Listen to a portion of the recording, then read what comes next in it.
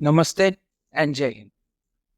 किसी एक महान व्यक्ति ने बहुत समय पहले कहा था। फिर ये कहा उन्होंने कि आप अपने कपड़े उतारो।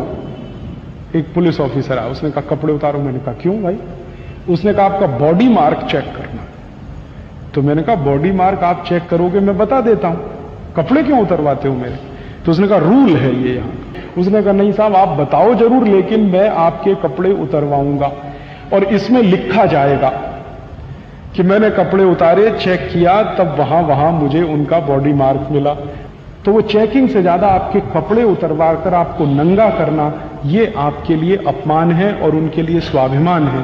वो सिस्टम उन्होंने चलाया, वही हम चला रहे हैं पूरे देश में। जी हाँ, ये थे राजीव दीक्षित जी, जिनको हम सब लोग प्यार करते हैं, जिनको हम सब लोग बहुत सम्मान से देखते हैं, जिनकी कही हर बात को हम लोग बहुत गौर से सुनते हैं, क्योंकि इनका कहने का जो तरीका था वो बहुत अलग हुआ करता था। राजीव दीक्षित जी ने बहुत पहले ही ये कह दिया था कि ये क्या हो रहा है हमारे साथ में। Uniform civil code. अब कुछ लोगों को ये लग रहा है कि यूनिफॉर्म सिविल कोड से उनका जो धर्म है वो खतरे में आ जाएगा, हिंदू रीति रिवाज उन पर थोपे जाएंगे। साथ ही साथ उनको ये लग रहा है कि यूनिफॉर्म सिविल कोड हिंदू राष्ट्र भारत को बनाने में पहला स्टेपिंग स्टोन हो सकता है। क्या ये बात सही है? और क्या यूनिफॉर्म सिविल कोड इन सब चीजों की वजह से रुक जाएगा? और यूनिफॉर्म सिविल कोड लाने की असली वजह, असली ज़रूरत क्या है? इसी के बारे में आपसे बात करेंगे और क्या-क्या लॉज़ आपको इसमें देखने मिल सकते हैं, इसके बारे में भी बात करेंगे। आप बने रहिए, देखते रहिए एक्सपोजिंग स्टार विद शांतनु।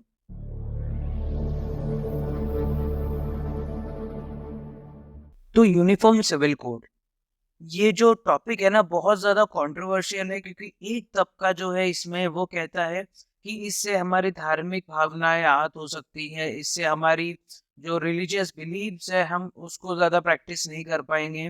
दूसरा तबका ये बोलता है कि यूनिफॉर्म सिविल कोड आना चाहिए, जिस वजह से समान नागरिक संहिता सबको लागू हो, सबके ऊपर में सेम तरीके के नियम लागू हो। पर कौन सही है, कौन गलत, कौन करेगा इसका फैसला?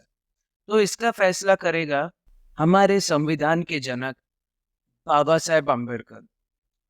बाबा साहेब अम्बेडकर ने आर्टिकल 44 के तहत ये बोला गया था उसमें, हमारे संविधान में, कि यूनिफॉर्म सिविल कोड सबके लिए आना चाहिए।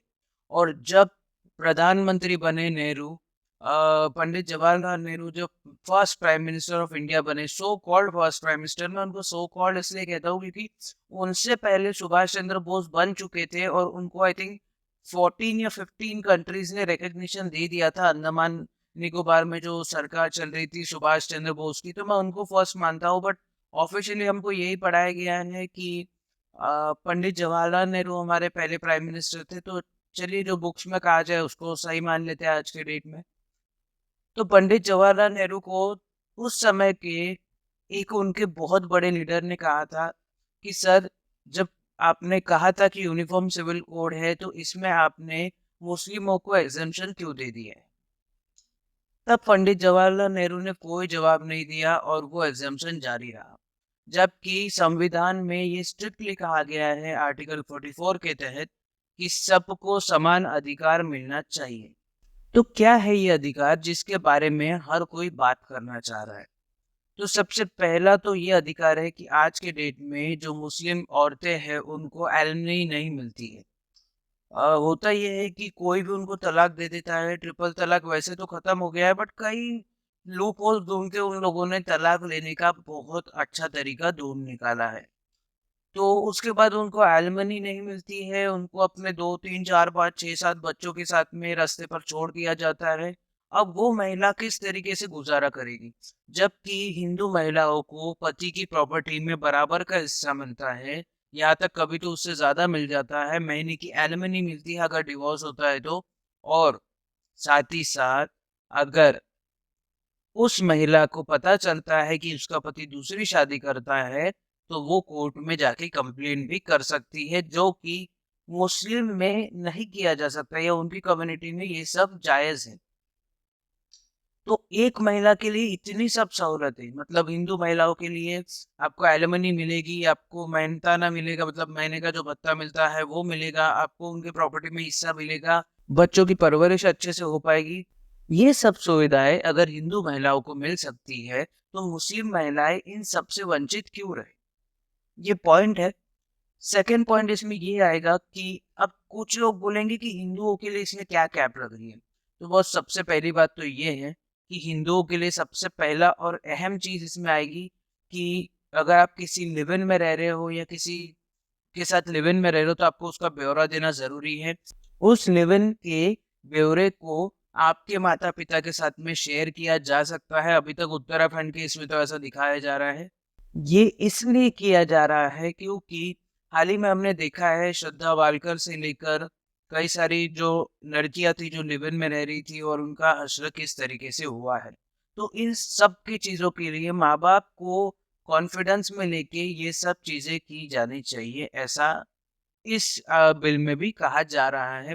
पता नहीं, अभी तो ये उत्तराखंड में चल रहा है, बट बाकी राज्यों में भी इसी तरीके से कुछ ड्राफ्ट बनेंगे कि ये हम बोल नहीं सकते। बट यूनिफॉर्म सिविल कोड है तो उसका एक प्रॉपर प्रोसीजर ही फॉलो होगा हर स्टेट के लिए। इसके बाद में जो मुस्लिम महिलाएं हैं, उनको कई सारी चीजें नहीं करने दी जाती थी। उनको कहीं बाहर में काम करने नहीं दिया जा रहा है। आज के डेट में भी हमारे समाज में कुछ ऐसे लोग हैं। हम लोग यूँ तो बात करते हैं कि हम लोग आधुनिकता की तरफ में बढ़ते जा रहे हैं। हमारे पास में वंदे भारत है, कुछ दिन बाद बुलेट ट्रेन आ जाएगी, कुछ दिन बाद ये हो जाएगा, वो हो जाएगा। हमारा देश इतनी तरक्की कर रहा है, पर आज भी हमारे बीच में कुछ एक ऐसा तबका है जो मुस्लिम महिलाओं के नौकरी करना या उनका काम करने को टैबू मानता है। अब इस टैबू से बचने के लिए यूनिफॉर्म सिविल कोड से बेटर कोई चीज हो नहीं सकती। अब अगर मान लेते हैं कि जो लोग इसका विरोध कर रहे हैं वो इस वजह से विरोध कर रहे हैं कि चलो मान लेते हैं कि भाई यूनिफॉर्म सिविल कोड नहीं आना चाहिए। आपके एक हाइपोथेटिकल सिचुएशन से मैं मान लेता हूँ कि नहीं आना चाहिए। तो फिर जो लोग विरोध कर रहे हैं उनका सिर्फ एक पॉइंट है बोलने का कि भाई हमको शरिया के कानून के तहत जीने दो। इससे शरिया खतरे में आ जाएगा, इस्लामिक लॉज नहीं चलेंगे। तो इनको सिर्फ एक चीज बोलना चाहूंगा कि अगर आप महिलाओं के लिए शरिया कानून चाहते हो तो आपके लिए क्या, आप खुद पे भी अप्लाई कर दो। चोरी करने वाले के हाथ काट दो, रेप करने वाले का काट दो। और सूद लेना हराम होना चाहिए, कोई भी सूद ले नहीं सकता, सूद का काम बंद कर दो। साथ ही साथ में अगर कोई शराब पीता है या कुछ करता है तो उसको भी जान से मार दो। महिलाओं का पढ़ना वंचित कर दो, महिलाओं की शादी जल्द से जल्द कर दो, उनके बच्चे जल्द से जल्द कर दो। और पुरुषों के लिए तो फिर सिगरेट, शराब, दारू, ये सब चीजें हराम होनी चाहिए। तो इसमें उनका कोई बोलना नहीं है। मतलब भाई हमारे लिए सब सेक्युलर होना चाहिए, हमारे लिए सब प्रॉपर होना चाहिए, यूनिफॉर्म सिविल कोड के मुताबिक होना चाहिए। पर मुस्लिम महिलाओं के लिए हम लोग जो शरिया लागू करेंगे वैसा ही शरिया चलना चाहिए। तो भाई ये कैसा हो सकता है? हमारा ये देश एक डेमोक्रेटिक कंट्री है। इस डेमोक्रेटिक कंट्री में हर किसी को वो राइट मिलने चाहिए जो वो डिजर्व करता है, जो संविधान ने उसको दिए होंगे। चाहे फिर वो मुस्लिम महिलाएं हो, हिंदू महिलाएं हो, सिख महिलाएं हो, ईसाई महिलाएं हो, जैन हो, पारसी हो, जो कोई भी हो, हर किसी को रिलीजियस फ्रीडम होना चाहिए। हर किसी को अपना त्योहार मनाने की सब चीजें सही से होनी चाहिए। हर किसी को अपने ईश्वर को प्रेज करने का, उनको पूजने का मौका मिलना चाहिए। पर जो स्टेट का लॉ है, जो कंट्री का लॉ है, लैंड ऑफ लॉ है, उसके मुताबिक हर किसी को सजा कंट्री के लॉ से ही मिलनी चाहिए। हर किसी पे जो कानून बनेगा वो इसके मुताबिक ही बनना चाहिए। कोई मैरिज एक्ट कुछ नहीं होना चाहिए। जो कानून हिंदुओं पे लागू हो रहे हैं वही मुसलमानों पे हो, जो मुसलमानों के लिए सही है वो हिंदुओं पे लागू हो। अगर इस मेनजोल के साथ में कंट्री चलाया जाए तो उसको एक सिविलाइज नेशन कहा जाता है। मैंने कोई ज्यादा कंट्रीज ऐसी नहीं पढ़ी है, अगर कुछ छोड़ दूं तो, जिसमें यूनिफॉर्म सिविल कोड नहीं है। हर किसी के लिए अलग लॉ नहीं होता वहां पे। हम लोग क्यों भूल जाते हैं कि चाइना में भी कुछ उइगर मुसलमान हैं जो आज वहां पे बहुत गलत स्थिति में मौजूद है, पर उनके लिए कोई आवाज नहीं उठाता। पैलेस्टाइन के लिए हम लोग आवाज उठा लेंगे, बट हम लोग चाइना से डरते हैं ना। हम लोग मतलब हमारे यहाँ की जो एक कम्युनिटी है, वो उसके लिए कभी कुछ नहीं बोलेगी। तो ये जो डबल स्टैंडर्ड्स है, इसको बंद करना चाहिए। और यूनिफॉर्म सिविल कोड से तो मैं बहुत खुश हूँ, आना चाहिए। इससे ना मुस्लिम महिलाओं को अपलिफ्टमेंट मिलेगी, साथ ही साथ हिंदू महिलाओं को जो अभी उनके साथ में गलत गलत चीजें हो रही है,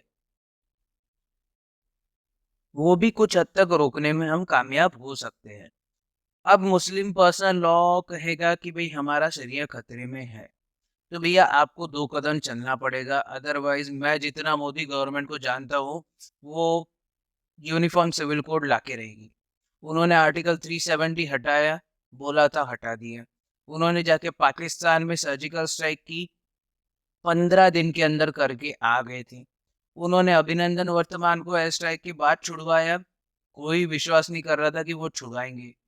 उसके बाद में राम मंदिर 2024 के पहले जनवरी में सब लोग बोल चुके ओपनिंग हो जाएगा, वो भी वो कर देंगे। काशी विश्वनाथ कॉरिडोर, सोमनाथ मंदिर का पुनरुद्धार, इतनी बड़ी बड़ी चीजें अगर ये बोल बोल के कर चुके हैं, तो मुझे ऐसा लगता है कि यूनिफॉर्म सिविल कोड भी 2024 के इलेक्शन के पहले आ जाएगा।